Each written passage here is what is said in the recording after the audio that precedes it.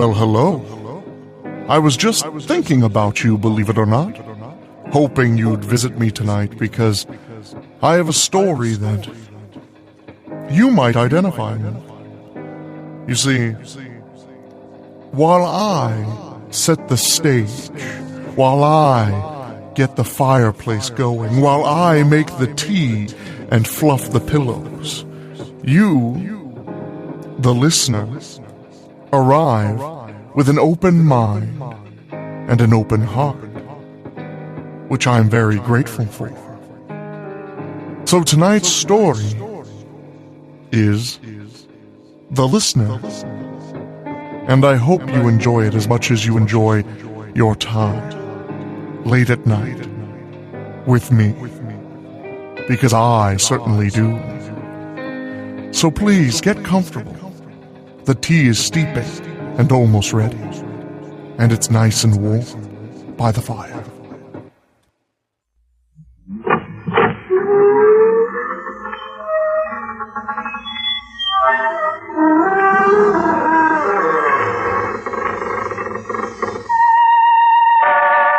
Good evening, friends of the creaking door. This is your host to welcome you into the inner sanctum for another visit with your favorite characters. We're back again with a familiar subject, murder. Ever want to find out how scared you can get? Well, suppose you hang around for a while, and when the show's over, I'll cut you down.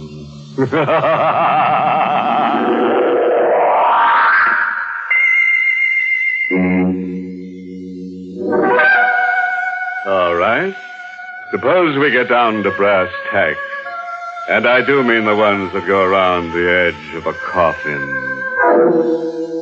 In a tiny cottage lost in a wild, desolate section of rural New England, Ellen Richards sits in a chair, listening.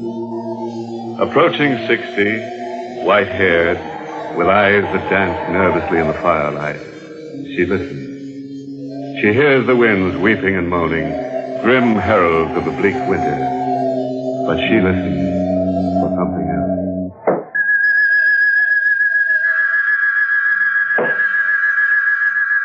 Gregory? Is it you? Where are you? Upstairs? Gregory? Oh, it's nonsense, that's all. It's nonsense. It's just because I'm alone. Gregory! You wouldn't do this to me if I weren't alone. Hello, operator. Hello, what's the matter with you? Number, please. Hello, operator. I want you to ring my nephew, Leslie Richards. Tell him to come home at once. Number, please. My nephew, Leslie, I told you. What's the matter with you? Don't you understand? You must hurry. I beg your pardon. What number do you wish to call? Number. Oh, he's in town somewhere. The depot. Call him at the depot. Oh, don't you understand? I hear the boots. Those heavy, hobnail boots. And the cane tapping. It's my husband. He's coming up out of the cellar step by step. And he's been dead for 5 years. And now he's on the landing. And now he's opening the door. And now... Number, please. Hello, Auntie. Oh, Leslie, you darling boy. Oh, it's you. It's you. And not the others. Really, Auntie, I don't quite understand. You dear boy, you must forgive me. I'm hysterical. Just be patient with me. I'll be all right in a minute. What's wrong? What happened? Let me hold your hand. Oh, just knowing that you're here makes me feel better already. I thought I'd go out of my mind. You poor darling. Now, if you'll only tell me what... Wait a moment. Do you hear anything? Just the wind? That's all? That's all. Oh, Leslie, you mustn't leave me alone ever again. I simply can't bear to be alone. But I just drove to the station to get Miss Morrow. Darling, you're in a terrible state. You really must sit down. I'll get you No, something. I'll be all right. I'll be all right. Where's Miss Morrow now? She went through the side entrance in her room, I guess. I think I'm going to discharge that girl. Why? Oh, I don't know. feels she doesn't belong here. I don't like strangers about. Really, Auntie, you're being silly. You can't bear being alone, and now you want to discharge your companion. Well, you're here now. But I can't be with you all the time. Leslie. But you almost never leave the house, and someone must go out to get things done once in a while. Oh, yes, I suppose you're right. And it won't do you a bit of harm to go out once in a while, too. The movies in town, or maybe New York for the theater. No. But, Ellen. Don't you dare suggest that again. You must never suggest that again, do you hear? But why? Why must you stay here locked up in this house? Because ever since my husband disappeared, I vowed... Oh, what's the use? You wouldn't understand. I think I would. Oh, no. You're young and handsome and charming, and there's no use troubling you with all that. There. I feel ever so much better already. No, dear Leslie, you don't know what you've done for me. Really? It was horrible living here with just Miss Morrow until you were sweet enough to come and stay with a poor, lonely old lady. I know it must be trying for you. It's really lots of fun. I'm having a fine time. And that talk of your being an old lady is just nonsense. Why, if Uncle Gregory were here and could see you now, he'd fall in love and marry you all over again. Why do you say that? Just to make you laugh. Oh. You're very flattering. See, you're laughing. That's better. Leslie, you won't go away, ever, will you? What an idea. You're my only living relative. I'll remember your kindness when I'm gone. You'll be wealthy, very wealthy. Here, now, what kind of talk is this when you're gone, indeed? Why, we're going to have grand times here forever and ever. Now, you go to bed and sleep away all that foolishness. And here's a kiss for a pleasant dream. Oh, you silly boy. Well, say good night to Miss Morrow for me. I'm too tired to wait. Good night. Barbara? Come in.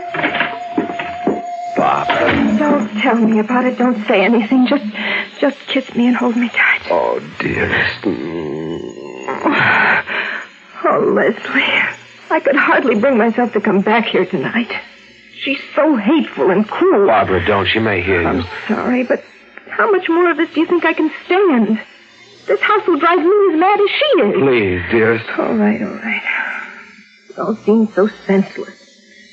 You say you love me, and yet... You know I haven't any money, but I'll get some. I'll get a great deal, and as soon as I do... What I want to know is when. When? Tonight, perhaps.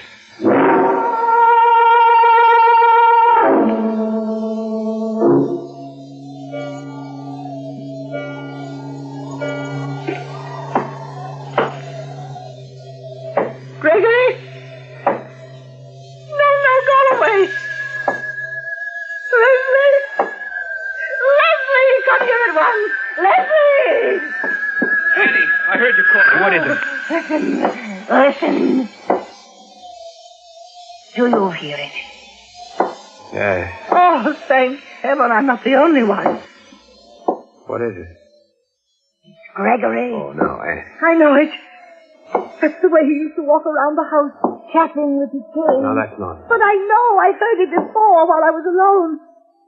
He's come back somehow. Oh, Leslie, he's come back. Then why should he do this? If it's Uncle Gregory come back, why, he'd come right in the front door. But don't you see he can't? He's been dead these 5 years. Dead.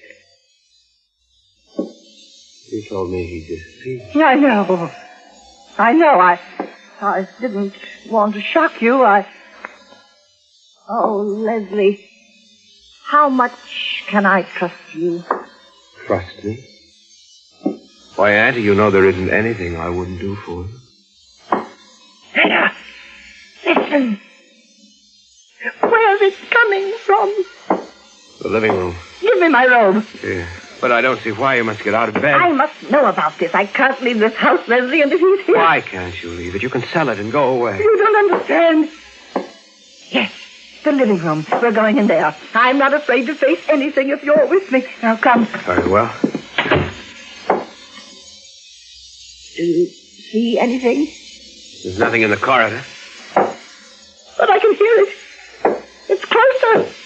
There's the living room. Not a soul there. Not a soul. Why'd you pick up that fireplace iron? You'll know in a moment. Can you move the piano?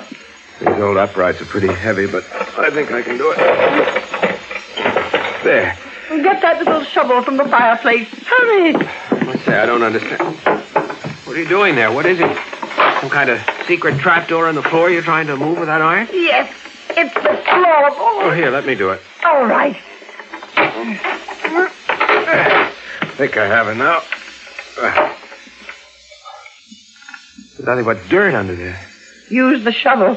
Very well. Leslie, I don't know. Listen. The tapping has stopped. Yes. Why? Perhaps this is why. Perhaps he wanted me to find his body. He's still there? Look. Gregory! So that's why you never left this house, isn't it? He was lying here all this time. Lying here where you buried him. After you murdered him. Isn't that so? Now, who is bleeding last? Oh, yes. Auntie Ellen, the old darling, just had her nephew dig up her husband from under the floor. If you think she kept him there to make him stay home nights, you're wrong.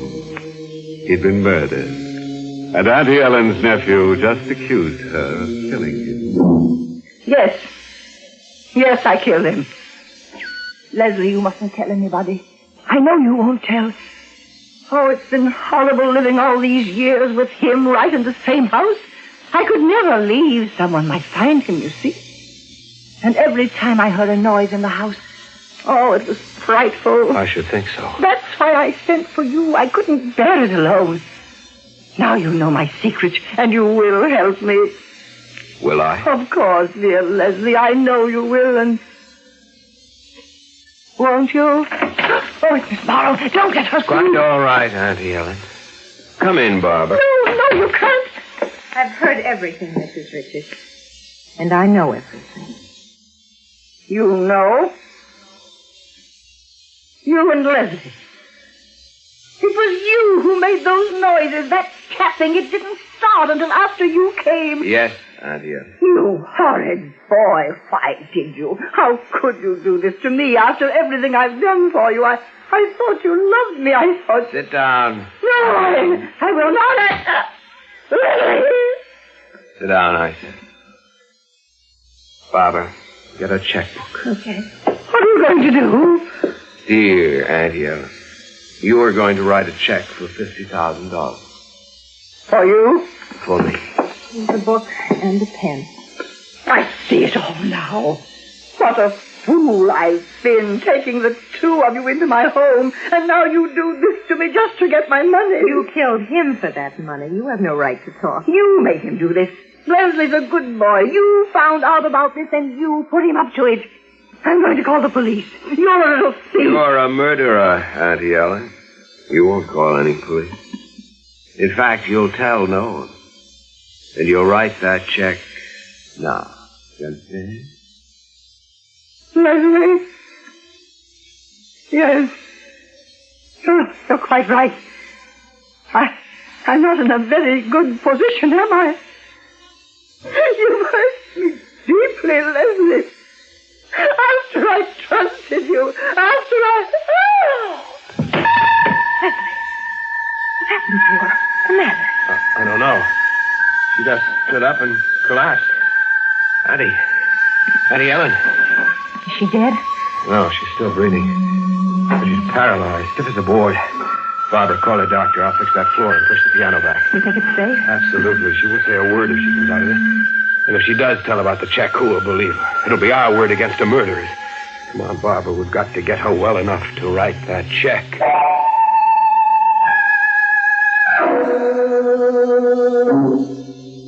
Mrs. Richards, if you can understand what I'm saying, blink your eyes.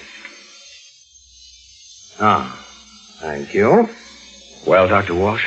Well, I can't give you a final opinion yet, young man. She seems to know what we're saying. Was it a stroke? Possibly. We won't know until I can take some x-rays. It may be simple hysterical paralysis. Doctor, I'd like to know if there's any danger. Danger? Yes and no. Patients have sometimes lived for years after a stroke.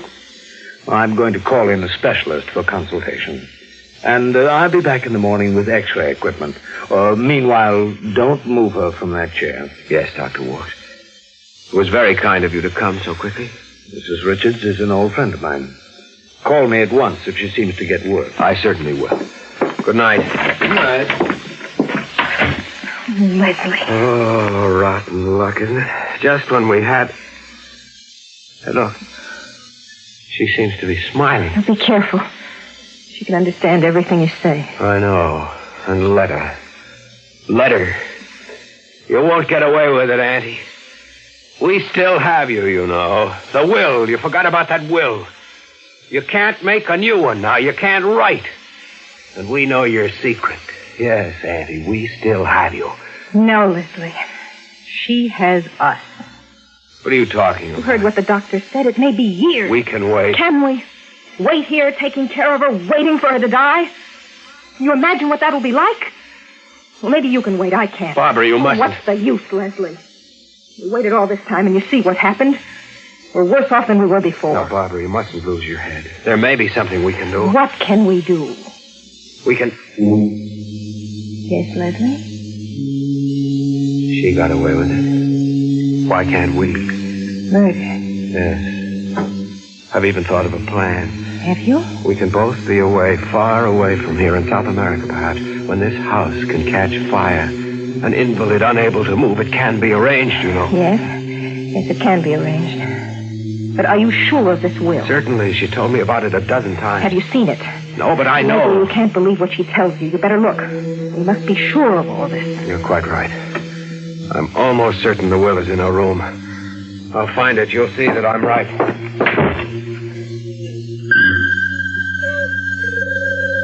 Did you say something, Mrs. Richards? I thought I heard you say something. Why are you looking at me that way? Mrs. Richards, I'm not afraid. I don't care if you heard everything. I'm not afraid of you anymore. You and your orders. Nothing I did was ever good enough for you, was it? Always telling me I was too common, too cheap for you. Well, I found out what you were tonight. And stop your staring at me. You want to know something, Mrs. Richards? He didn't figure this out himself. I was the one who was smart enough for that. I kept wondering why you never left this house. Why your husband disappeared. And I told Leslie. You stop your staring at me! Barbara, what is it? I heard you scream. It's nothing. Nothing at all. Have you found it? No, not yet, but it's around somewhere, I'm sure of it. Do you want it? No. I'll find it in a minute, I'm sure. Mrs. Richards. The chair. The chair has moved. You moved it while my back was turned while I was talking to Leslie, didn't you? Didn't you? The andirons from the fireplace. There a minute ago. Did you take it? Did you? Near enough to rip. No! Stop! Barbara, I found it. She left me everything. Barbara, what happened to you? Auntie Ellen, where are you? I'm standing behind you, Leslie. What? Don't move. But Barbara... She's dead. I killed her. I have the andiron here in my hand. Don't move. Auntie, now please. Stay on your knees. Just where you are. Very well. If you wish. But... You were very anxious to find out what happened to my husband. Now you shall know everything. In fact, you shall know precisely because the same thing is going to happen to you. You see, I used this very same instrument, this poker. You and she will share his grave. It's all some silly joke, isn't it? You can't do this to me. You know that I love you.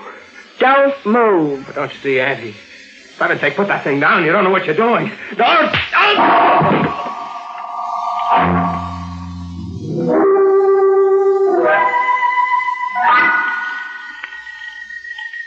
Hello. I'm sorry to disturb you, Dr. Walsh. This is Ellen Richards. Ellen Richards? I knew you'd be surprised, but I've fully recovered. You were quite right when you thought it was hysterical paralysis. Well, I thought so all along, but naturally I wouldn't venture an opinion without an expert. But why did it happen? Oh, it was a silly thing, I suppose, but my nephew Leslie told me he was going to marry Miss Morrow. In fact, they planned to elope. And that was the shock that brought it on? Yes, Dr. Walsh. I suppose I let myself care for my nephew more than I should. Yes, I understand. But I'm quite over it now. I sent them on with my blessing. They drove into New York, and they're sailing for South America in a few days. So you needn't come tomorrow evening. All right, Ellen. But your nerves must be in bad shape. You better let me give you a checkup. Very well, Doctor. I'll come to your house the day after tomorrow. Good night. Good night.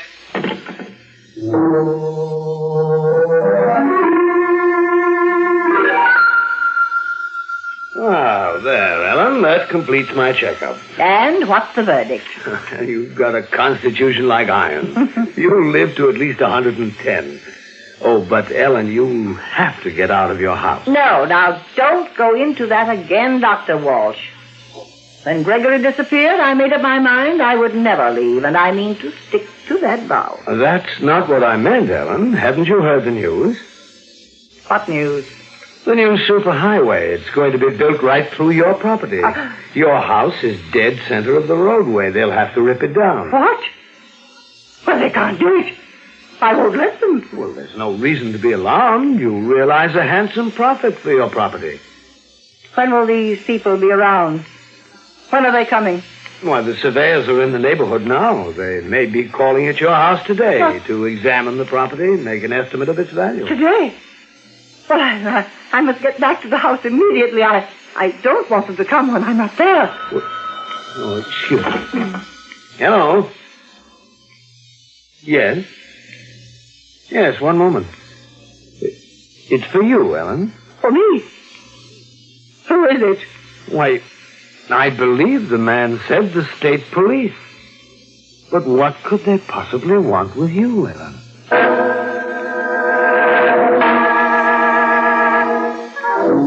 Auntie Ellen's relatives and friends are now all stone cold dead in the parlor. She bashes nobody's head but her husband's, her nephew's, and his girlfriend. And we leave this electric personality while she's on her way to becoming a short circuit. Of course, we don't want to alarm you, but crimes like these don't happen except to people like you and you. But not you. Well, friends, it's time once again to close that creaking door. Until next week at the same time, when we'll be back with a little hunk of horror. You'll be sure to listen, won't you? Until next week, then. Good night. Pleasant dreams.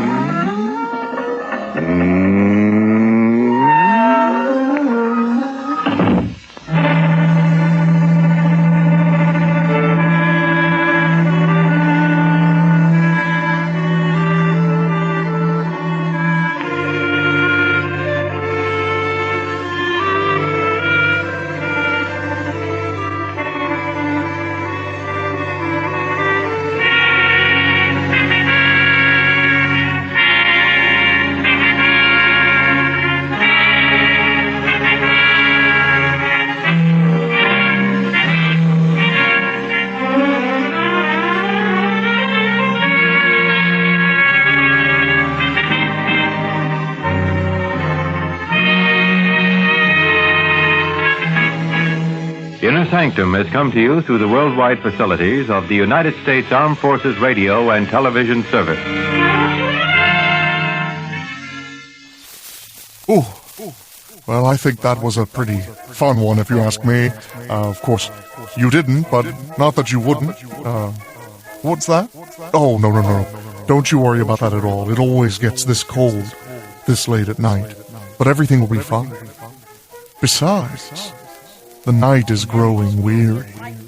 Soon, the sun will come up, and I'll need to go back to wherever it is I come from. And you, to your beautiful home. And your big warm bed. Doesn't that sound nice? Snuggling your head into a pillow, feeling warmth all around you, closing your eyes. Is someone else in here with me? I can't move. I don't know what's happening. Where am I? Who am I?